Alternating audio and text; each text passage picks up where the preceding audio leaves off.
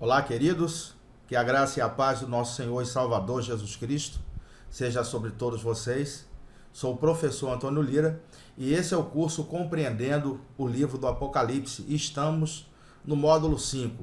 Essa é a aula 1 do módulo 5. Bom, e nesta aula eu estarei apresentando para você a chave da prioridade profética.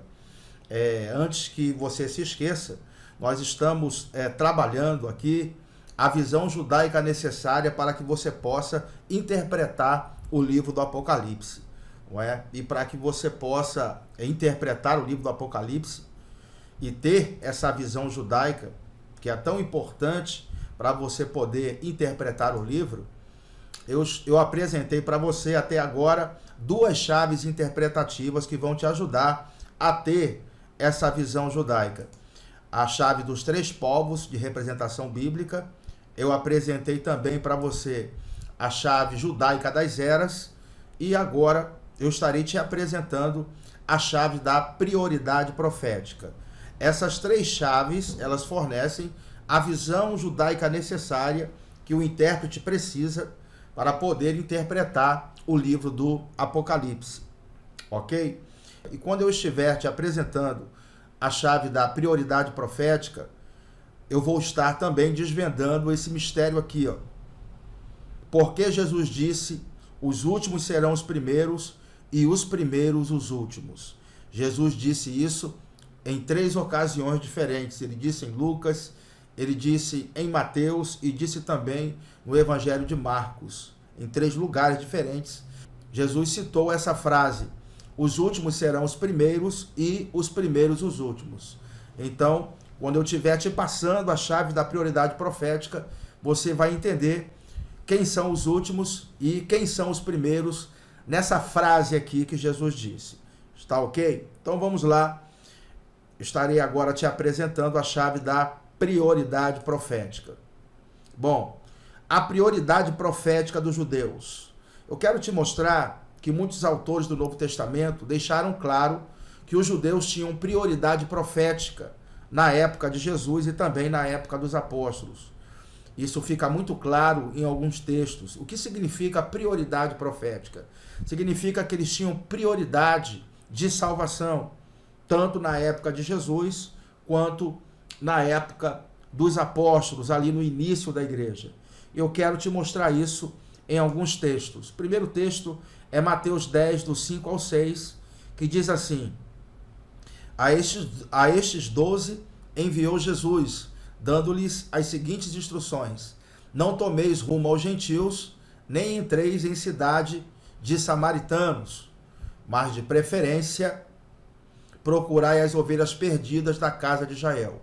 Jesus aqui é muito claro em Mateus 10, do 5 ao 6. Ele vai dizer que os discípulos não deveriam ir aos samaritanos e nem tampouco aos gentios. Ele deveria procurar as ovelhas perdidas da casa de Israel, de preferência. Ou seja, prioritariamente, eles deveriam procurar as ovelhas perdidas da casa de Israel. Ou seja, deveria buscar os judeus em primeiro lugar. Então, logo nesse texto aqui, nós vemos que os judeus tinham prioridade profética na época de Jesus. Um outro texto que fica claro essa prioridade é Mateus 15, do 24 ao 26.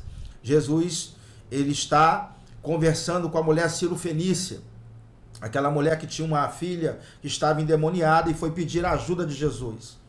Olha só o que Jesus diz. Mas Jesus respondeu: não fui enviado senão as ovelhas perdidas da casa de Israel. Mais uma vez, nesse texto, fica bem claro a prioridade que os judeus tinham de salvação. Ela, porém, veio e o adorou, dizendo: Senhor, socorre-me. Então ele respondendo disse: não é bom tomar o pão dos filhos e lançá-lo aos cachorrinhos. Então, quem são os filhos aqui? Os filhos são os judeus que tinham prioridade, entende? E quem são os cachorrinhos aqui? São os gentios. Em muitas passagens do Antigo Testamento, os gentios são chamados de cachorrinhos, de cachorro, de cães, em muitas passagens, porque era a forma como o judeu tratava os gentios, como se eles fossem cães. mais ou menos como se o filho tivesse acesso a tudo que o pai tem e o cachorro da casa não tem acesso a tudo, não é, que aquela família desfruta. Mais ou menos isso.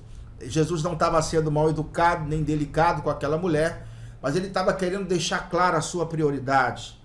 Não havia no coração de Cristo nenhum tipo de separação e nem de uma postura de humilhar aquela mulher, mas era o que os gentios sabiam também que os judeus pensavam ao seu próprio respeito. Então aqui não havia indelicadeza, apenas Jesus estava querendo mostrar a prioridade ministerial dele. Entende? Então nesses dois textos nós vemos aqui que os judeus tinham prioridade. É suficiente? Eu acho que ainda não é.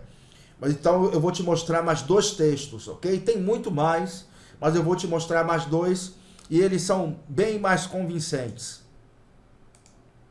Romanos 1,16 diz assim: porque não me envergonho do evangelho de Cristo, pois é o poder de Deus para a salvação de todo aquele que crê, primeiro do judeu, e também do grego. Observe como que Paulo ele faz a separação também, a mesma separação que Jesus fez. Primeiro do judeu é poder de Deus para a salvação, primeiro do judeu e também do grego. O grego aqui já disse que a palavra é Helen e se refere ao mundo que foi helenizado por Alexandre o Grande, que falava o grego, ou seja, os gentios, o mundo gentil falava o grego como segunda língua. Isso já foi explicado anteriormente. Então, se refere aos gentios. Então, primeira salvação era dos judeus e também do grego. Então fica claro aqui, através desse texto, que o judeu tinha prioridade profética na época apostólica também. Paulo, escrevendo aos Romanos, deixa claro aqui que o judeu tinha prioridade, ok? E o outro texto é o texto de João 1,11, que diz: veio para o que era seu e os seus não o receberam.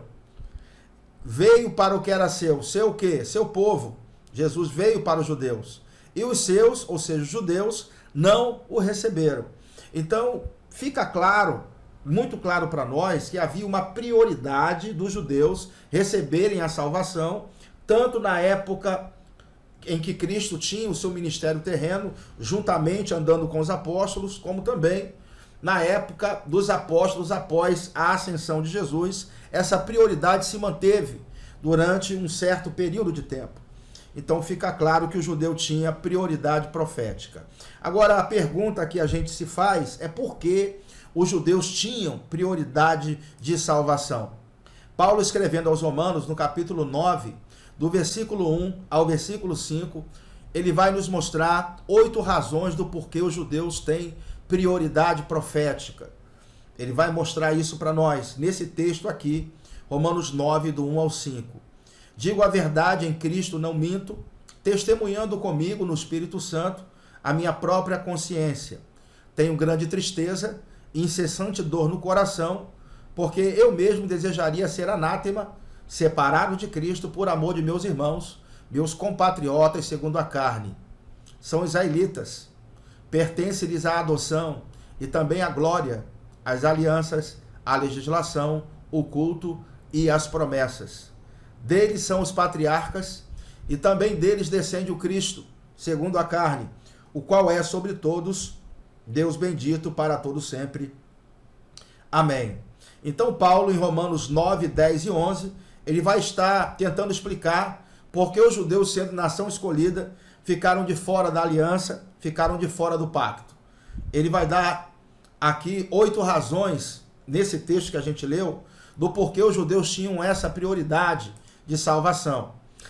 E a primeira razão é que aos judeus pertencem a adoção, ou seja, os judeus de todas as nações da terra foi o único povo que Deus adotou, ou seja, Deus trouxe para fazer parte da sua família.